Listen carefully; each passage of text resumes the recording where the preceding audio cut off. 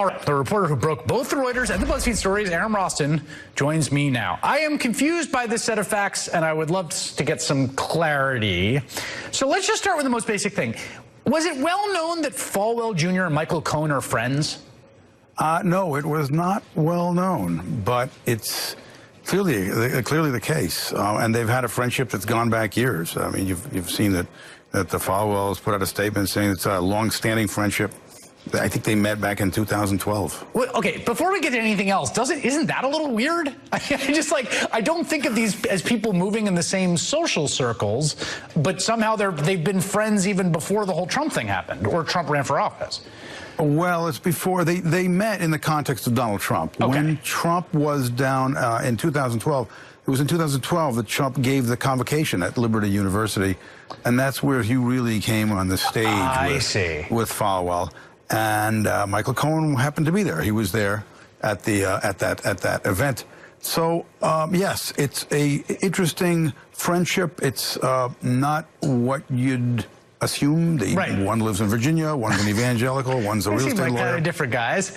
Well, so here's the second question. So that actually provides a kind of economical explanation of the decision, right? That Michael Cohen's been working this guy over. He's his friend. So here's the second question. So his boss, Donald Trump. But as to the Michael Cohen recording saying that he took care of a racy photo problem for Falwell, the first thing I got to say is, like, Michael Cohen is a convicted liar. Do we have reason to believe this other than what he says on tape? We do, yes. We do have some reason to believe it if you'll see our story. But I can't really get into the details. Oh, okay. But your position as a reporter, and you're a good one, I should note this, is that this is not just a Michael Cohen boast with nothing else backing it up. I think that's true. Okay, then the second question, I guess, becomes, like, it's none of my business, whatever the heck arrangement they have. They're friends, there's photos, I don't care. It's interesting insofar as if it somehow connects to that endorsement, and yet the reporting is that it doesn't, or that's just a denial. I couldn't get that either. I'll repeat that. In other words, the issue would be there is no link that we could find between the fact that there was an endorsement where Michael Cohen had requested help in the timing of that endorsement and this claim that Michael Cohen had assisted the Falwells in this other matter involving these personal photographs that they didn't want exposed. Right. I mean, there were other candidates that probably would have made more sense from the religious right perspective. Ted Cruz announced his campaign at Jerry Falwell Jr.'s university. It was seen as a surprise at the time, right? Well, it was clear that Falwell was friendly with Trump. Trump had been at Liberty University. Falwell had spoken, in superlative terms about Trump already. But yes, stepping into the race at that time it really was a significant step, especially for Falwell, who was an evangelical leader who was very important. He's very influential, and when he does something, it means other evangelicals can sort of do the same. And as you pointed out, Trump was not necessarily a natural ally to the evangelicals. He owned casinos. He was married multiple. He was divorced a couple of times. He was. He'd talked about sex openly and so forth. Yes, quite a bit. Final question. Giancarlo Granda, who you've also reported on his business arrangement with the Falwell, says he has nothing to do with this. And if you're juxtaposing these two stories, I don't have anything to do with this. What's your response to that? There was no mention of that in the story we just did, of course. Okay, so you don't see some juxtaposition between the two? We certainly didn't put any of that other material in this story. You just happened to report on them both. Okay. I did. Aaron Roston, thank you so much for that reporting. Thank you. That is all in for this evening. The Rachel Maddow Show starts now. Good evening, Rachel. I don't know. I literally do not know what to make of that set of facts. Can I just tell you, as a viewer, what that was? Yes. Given my understanding of the story, that was looking at a crossword grid and looking at all the clues in the crossword for what the words are that you're supposed to put in the crossword grid, and then doing it as a Sudoku. Yeah. just deciding, you know what, I'm going to use this grid for a different purpose. I mean, that story is so freaking astounding, and the holes in the middle of it are like screaming at us. Right, yes, I agree with all of that. All right. It's astonishing. Anyway, well done, my friend. Thank you. And thanks, Judo, for joining us this hour. We have lots and lots and lots to get to tonight. We're just going to jump right in. I have to tell you, we're about to have a live interview with the chairman of the House Judiciary Committee, Congressman Jerry Nadler of New York, who is the man of the hour right now. Today, Chairman Nadler and his committee voted to hold the Attorney General of the United States in contempt. And while those kinds of confrontations between the legislative branch and the executive branch are fairly rare in our system, and they are fascinating, and there's all sorts of obscure and amazing case law and precedent that comes into play for these types of fights. And honestly, learning the history of how this might work out with Barr being held in contempt and what that might mean in terms of his compliance with what they're trying to get him to do that he doesn't want to do. I mean, in order to really figure it out, you got to go back and look at the history of, like, Harriet Miers as White House counsel, remember her? Or Janet Reno being Attorney General for Bill Clinton, and the Eric Holder contempt controversy in the Barack Obama presidency. I mean, you have to go back to George Washington and the whole idea of executive privilege in the first place. I mean, it is the exact kind of rabbit hole that I fit perfectly inside.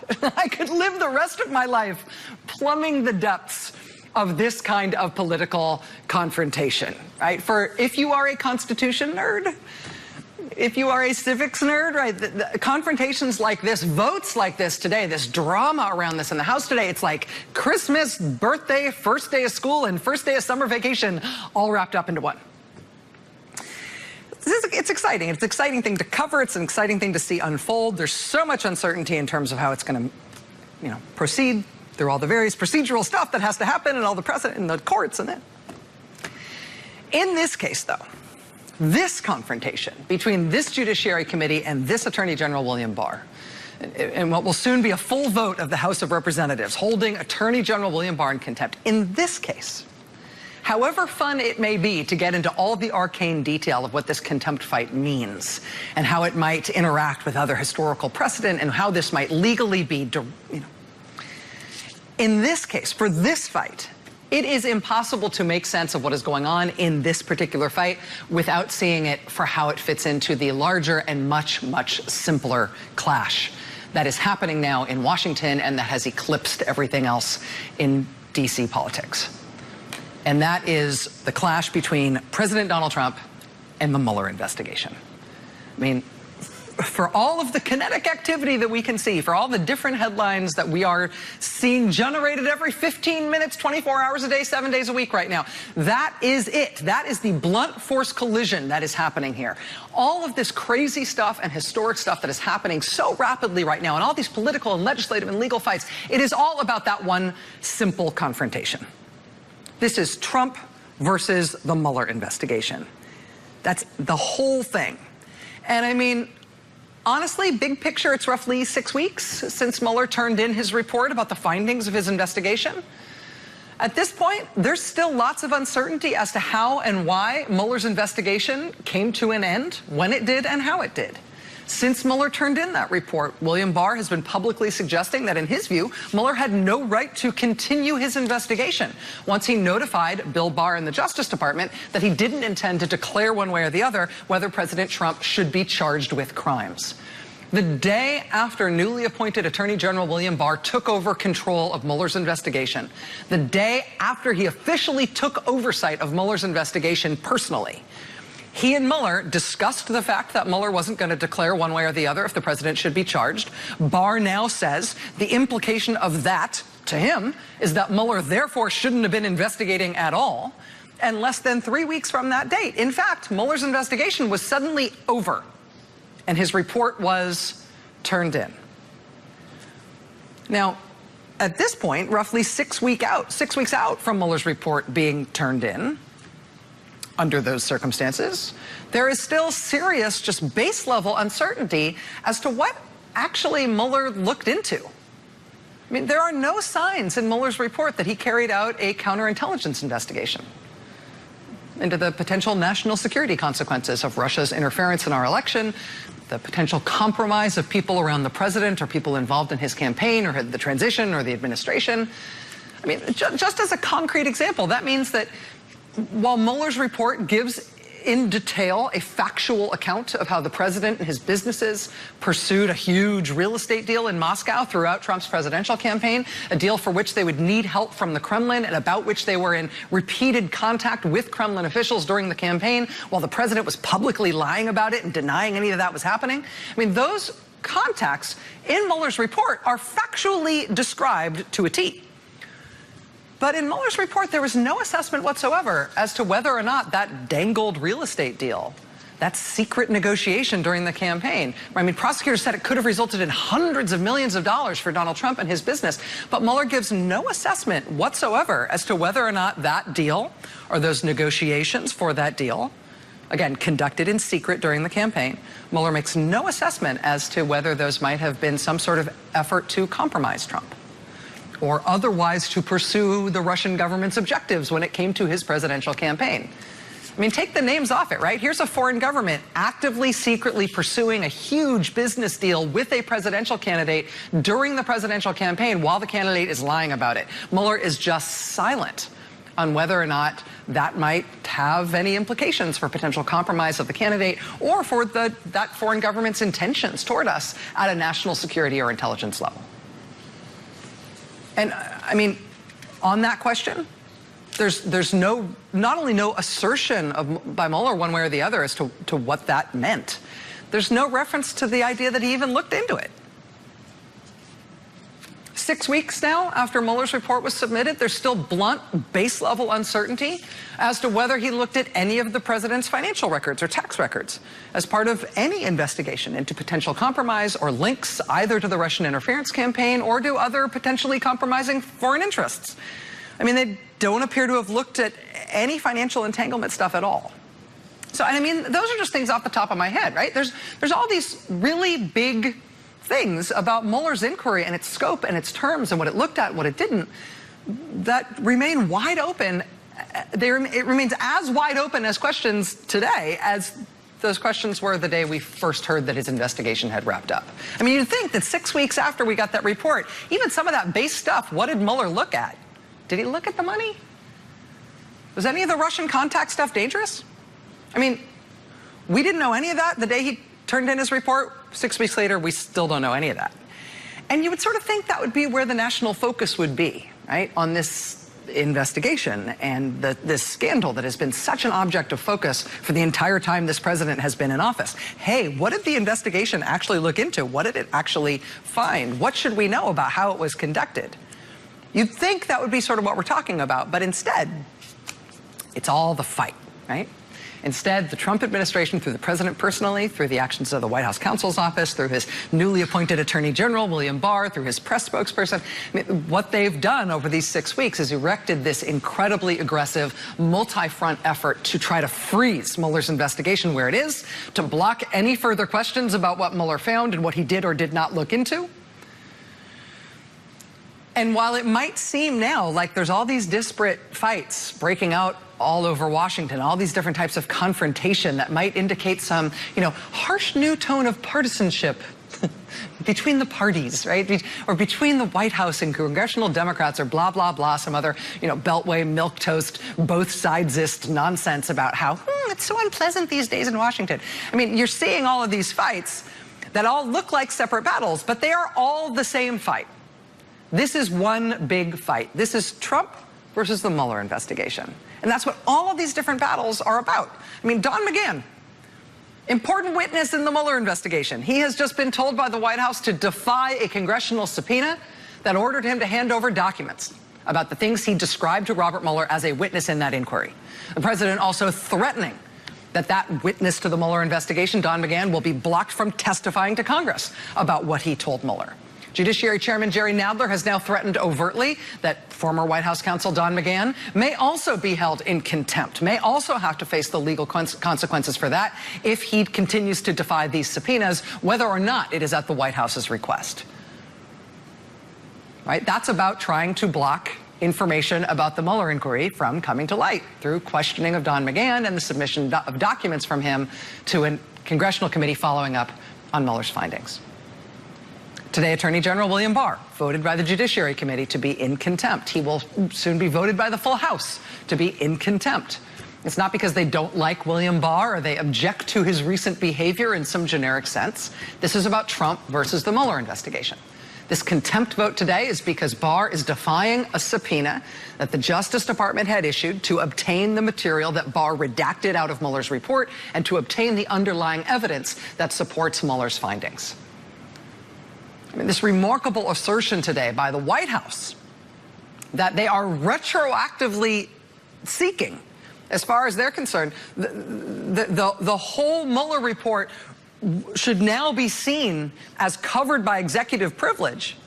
I mean, if you're too close to that as a story, you might think, oh, that's a whole new fight. Executive privilege declared retroactively over the whole Mueller report, even after 90% of it's been made public. No, it's actually all the same fight.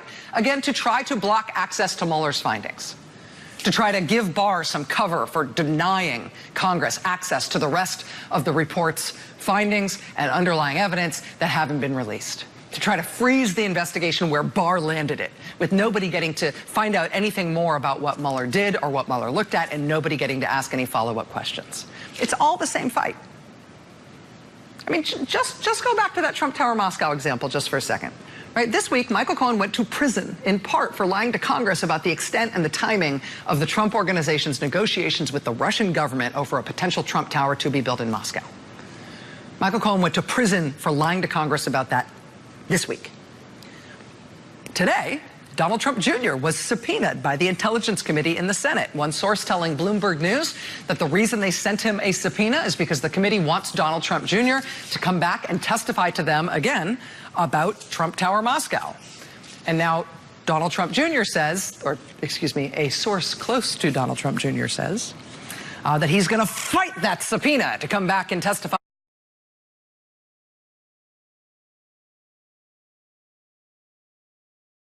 And add to this list of big confrontations that we're having. You can add to that list the president's eldest son now saying he too will defy a subpoena to come testify on this issue.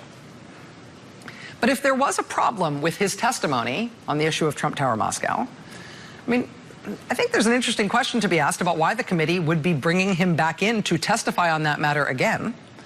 Michael Cohen lied about Trump Tower Moscow under oath to the intelligence committees. They didn't bring him back in to clear it up. They gave it to the Justice Department, who charged him with a felony for lying to them. Sam Patton lied to the Senate Intelligence Committee as well. They didn't bring him back in to clarify the matter. They referred him to the Justice Department for prosecution. And ultimately, he had to admit in court as part of his plea deal that he committed a felony when he lied in his testimony to the Intelligence Committee. Roger Stone is accused by the Justice Department right now of having lied in his congressional testimony about matters related to Russian interference in the Trump campaign. The committee did not bring Roger Stone back in to clarify his testimony.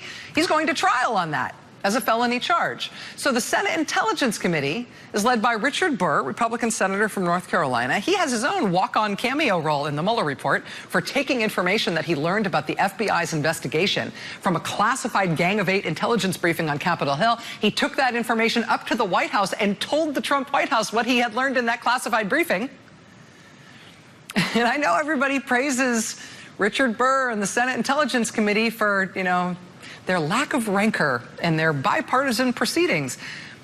But if there was a problem with Donald Trump Jr.'s testimony to that committee about Trump Tower Moscow or anything, why is it only the president's son who's getting called back in to readdress the matter when everybody else who got nailed for lying to Congress on that subject and others just got nailed in court for lying to Congress in this scandal? Why are they bringing him back in to talk it over again? So the Senate Intelligence Committee proceeded with that subpoena today for the president's eldest son. A source close to him says that he will fight it. We will see what happens there. Meanwhile, the Intelligence Committee in the House today issued their own subpoena to obtain Mueller's fully unredacted report and its underlying evidence. They issued that subpoena under a provision of federal law that we actually discussed here last night on this show with noted First Amendment attorney Ted Boutros. I mean, you've got all these different kinetic actions, all these different confrontations, right? All these fights, the Attorney General defying the Judiciary Committee subpoena, the White House asserting executive privilege over the Mueller report, the Judiciary Committee finding Barr in contempt of Congress. Now the House is going to find him in contempt of Congress, and Don McGahn is defying the subpoena to come testify about what he told Mueller. He's potentially going to be held in contempt of Congress, too. I mean, all of these things are happening all at once. They're all indicative of the same big confrontation. The House Intelligence subpoena today is part of that, too. The House Intelligence Committee actually does have the law on its side in this new effort they launched today to try to get Mueller's unredacted findings and his evidence. What they've got on their side is a post-9/11 law that actually affords them access to Justice Department matters that involve foreign intelligence or grave hostile acts of a foreign power. And so under that law, that post-9/11 law, they are, under statute, supposed to get access to what they asked the Justice Department for. And so they've asked nicely for it several times. No response from William Barr in the Justice Department. So now it's a subpoena. Just as the White House and Attorney General William Barr tried to shut down the Judiciary Committee's path to access Mueller's full findings and evidence, tonight here opened up another path as the Intelligence Committee sends their subpoena as well. Right? So all of these different fights, all of these different subpoenas, all of these different confrontations, they are the same thing. It is Trump versus Mueller's investigation. And the apex concern that the president and the Trump White House and his helpers in this fight must have, the prospect that they must feel lurking under the bed, ready to reach out and grab their ankles if they let a foot touch the floor, right? The gravest boogeyman worry they've got to have right now has to be that Robert Mueller somehow, some way, will be allowed to speak freely and for himself about his own investigation and his own findings in his own terms. Because this feels like we are going through this remarkable period in the news, right? It has been a 6-week festival of freakout, trying to stop Mueller from speaking in his own terms about his own work. And we will talk with Judiciary Chairman Jerry Nadler, who's going to be joining us live in just a moment. We will talk with him about that. We're going to be talking later on this hour with a legal expert who may be able to give us, I think, the clearest possible view into how they can try to stop Mueller from testifying forever. But given that all of these little fights are really all the same confrontation, there's one other thing that has happened tonight that hasn't gotten a lot of pickup yet in the news, at least. But you should know about it, I think, before we move on to that question about Mueller himself. And it's this document, actually, from the Judiciary Committee in the Senate. And you see there's a bunch of signatures there in blue. All the Democrats on the Judiciary Committee in the Senate signed on to this document. It's structured in the form of a letter to the chairman of the Senate Judiciary Committee, who's Republican Senator Lindsey Graham. And in form, what the point is of this letter is that the Democrats on this committee would like Robert Mueller to please come testify to their committee because they have some questions for Mueller about his investigation. But what is sort of amazing about what they have done here tonight is that in making the case to Lindsey Graham about why they think it might be important to have Mueller himself come sit down and answer some questions, they have overtly laid out in detail some of the questions they'd like Mueller to answer if they ever did get the chance to talk to him. And as such, in this letter, which I'm not sure many people have noticed tonight, the Senate Judiciary Committee, the Democrats on the committee, have kind of stepped up and provided what appears to me to be the first public roadmap for what Congress might want to look into, for what Congress actually might want to figure out now that Robert Mueller's investigation, by whatever means, has been brought to an end. And there's 60 questions here. I mean, conservatively speaking, a lot of them are compound questions, so I'd say it's more than that. But I mean, just as a sample, right? To what degree was the investigation able to determine why Paul Manafort volunteered to work for the Trump campaign for free, and whether he discussed the possibility of joining the Trump campaign team with foreign nationals?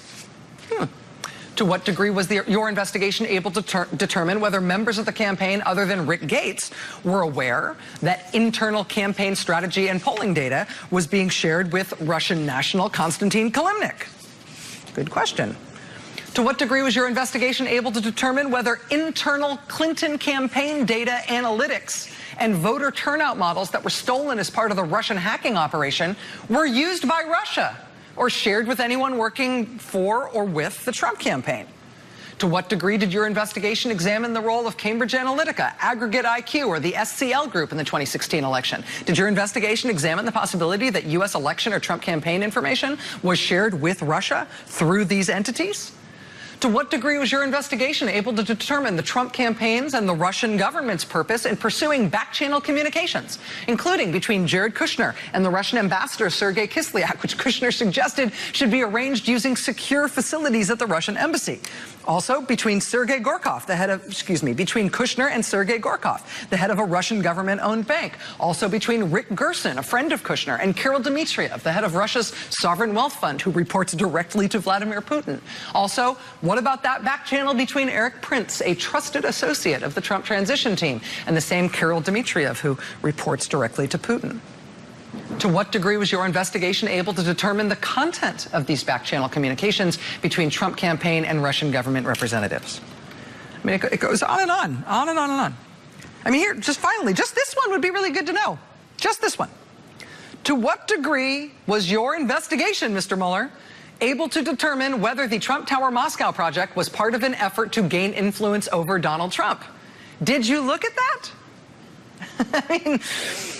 I mean, that's just some of it. That doesn't even get to, I mean, fully half of their questions are about the obstruction stuff, including multiple questions about whether efforts to obstruct the investigation materially affected Mueller's ability to get to the bottom of things. Right? When witnesses didn't cooperate with the investigation after they were encouraged not to cooperate with the investigation by President Donald Trump, did it affect Mueller's ability to figure out what was going on? Meaning, did the obstruction work, Mr. Mueller, to block you from figuring out the important stuff you were trying to figure out? That'd be good to know, right?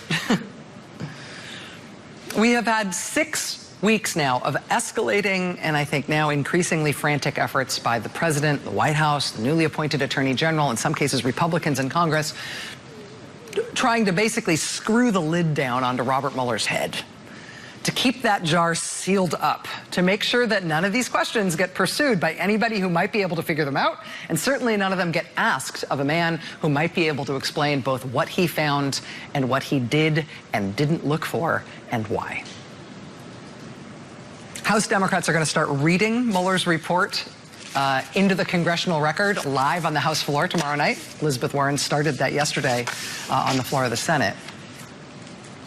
But I would just say, in the middle of what has been already a truly remarkable week in the news, don't get overwhelmed by what feels like 1,000 different process fights, all seemingly breaking out all at once or in quick succession, all over different parts of Washington, involving different characters, different sources of authority, different areas of the law.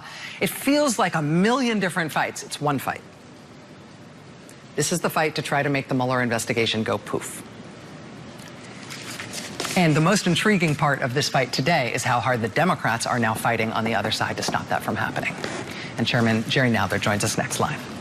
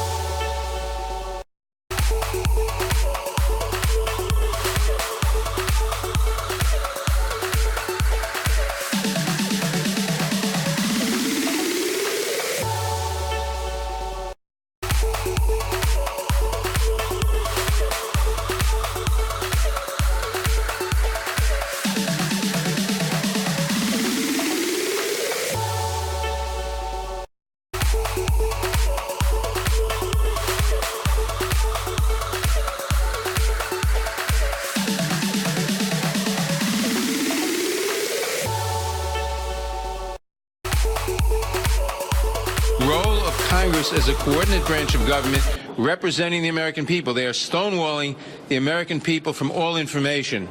And this cannot be. We cannot have a government where all the information is in the executive branch, where the American people and the Congress are stonewalled as to information that they need to make decisions and to know what's going on. On a signal day in the history of this presidency and a signal day in the long and storied career of Democratic Congressman Jerry Nadler. Joining us now for the interview tonight is Congressman Nadler, who's the chairman of the House Judiciary Committee. Today, of course, his committee voted to hold the Attorney General of the United States in contempt. Sir, thank you very much for making time to be here tonight. Much appreciated. Thank you for having me. This is a serious act that your committee voted on today. This confrontation with the Attorney General is something that I know you did not rush into and that you didn't relish. Can you just tell us a little bit about your thought process in terms of what brought you to this sort of extreme point today? Well, we certainly didn't relish this. We don't need this kind of fight with the administration. But what brought us here is that we have to defend our constitutional form of government. This is a lawless administration. It is denying the American people the information they need by defying all subpoenas. It's the first administration you've ever seen where they say we'll deny all subpoenas from Congress, whether it's on the Mueller investigation or on security clearances or in anything else. They defy the law. The law very clearly says that upon request by the Ways and Means Committee, the IRS should turn over anybody's taxes. They're simply ignoring that. So they're ignoring the law, and they're stonewalling and hoping that they can get away with it. We cannot have a situation where the president becomes a king or a dictator. I mean, the American people understand that nobody, not the president, nobody may be above the law, and we have to enforce that. My sense of their strategy here is not that they have great faith in any of the specific subpoenas that they are defying, in any of the specific stones they're putting up in this stone wall, as you describe it. My sense of their strategy here is that they're going to say no to everything, try to block everything, simply to try to buy themselves as much time as possible. They're hoping to bog down you in particular and congressional Democrats more broadly in each of these individual fights so that these fights become your full-time job and you can't pursue what you want to pursue. I wonder if you see it that way, and if so, what's your strategy for counteracting that impact? Well, I certainly think they're trying to bog down things as long as possible, not to keep us from doing other things, I think, but to evade accountability, to evade the information getting out, to evade the American people having the information they need to judge the administration and to support or oppose whatever it's doing. That's why we can't abide this, obviously. We have to maintain a democratic form of government, which means the people have to decide ultimately, and they can't do that without the requisite information, which the administration is trying to deny them. So that is why we issued subpoenas. That's why we we cited the Attorney General for contempt today. It'll be voted on the House floor in the next couple of weeks, and that will go into court to enforce the subpoena. We're going to ask the court to expedite the matter as fast as possible. We have some strategies for that, and that's really what we have to do to thwart the administration's desire to run a lawless administration. You say when you have strategies in terms of asking the court to expedite these matters. A lot of commentators looking at these fights are saying, well, the president will succeed here in delaying this certainly for weeks, definitely for months, hopefully, in his view, for years. Simply by getting this thing into court, he'll delay it till after the 2020 election. It sounds like you have a different view of the timeline on which you think this will be resolved, even if it is resolved through the court system. Well, it has to be resolved through the court system. We do think that it can be done much more quickly than that. It may take months, but it has to be resolved, and this administration has to be called to account. In terms of the workflow that you've got in mind here, I take note of the fact that Don McGahn, the former White House counsel, who was such an important witness in Mueller's written report, was the first Mueller witness, essentially. You'd asked to come and ultimately subpoenaed to come testify to your committee, first to provide documents and then to testify. He's defied the document subpoena. You have written a letter now suggesting that he may ultimately find himself in contempt if he proceeds on this route. Do you intend to call all the Mueller witnesses? I mean, he's number one, and you're having this fight with him already. Are you planning on calling? He's number two. Mr. Mueller is number one. Okay. But yeah, we plan to call everybody necessary, and it may be a lot of the Mueller witnesses. I doubt it'll be all of them, but it could be a lot of the Mueller witnesses to elucidate what was going on. And there are many. I mean, we have an attorney general who is not only acting as the personal attorney for the president rather than the Attorney General of the United States, but is really turning the Justice Department into a